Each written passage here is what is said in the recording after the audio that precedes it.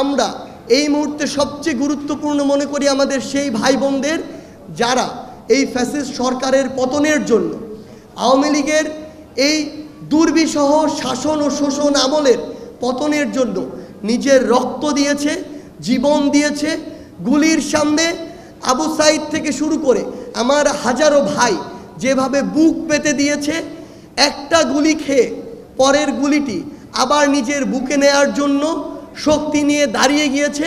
এখন সময় হচ্ছে আমার সেই ভাইদেরকে স্মরণ করা, ধারণ করা। সেই জায়গা থেকে আমরা মনে করি যে আগামীকালকে 5 সেপ্টেম্বর পুরো বাংলাদেশের প্রত্যেকটি জেলা, প্রত্যেকটি উপজেলা, প্রত্যেকটি ইউনিয়ন থেকে শুরু করে মহানগরের প্রত্যেকটি সেক্টর যেভাবে এক একটি যুদ্ধের সেক্টর হয়ে উঠেছিল সেই 5ই আগস্টের দিন কিংবা তার পূর্বের দিনগুলোতে, সেভাবে আগামীকালকে আবারও আমার ওই শহীদ ভাইদের স্মৃতিকে, স্পিরিটকে নিজের মধ্যে ধারণ করে আমার ওই যে আহত ভাইগুলো এখনও হাসপাতালের বিছানায় কাতরাচ্ছে, আমার যে ভাই বোনগুলো তাদের হাত হারিয়েছে, পা হারিয়েছে, চোখ হারিয়েছে, তাদেরকে স্মরণ করে, তাদের স্মৃতিকে ধারণ করে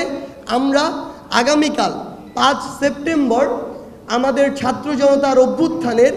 1 মাস পূর্তি উপলক্ষে আমরা একটি শহীদি মার্চ করতে চাই। এই শহীদি মার্চে আমরা চাইব আমাদের যেই বাবা মারা, যেই ভাই বোনেরা তাদের সন্তান হারিয়েছে, তাদের ভাই বোন হারিয়েছে, বিনয়ের সাথে আমরা আপনাদের প্রতি অনুরোধ করতে চাই, আপনারা আমাদের সাথে আসুন।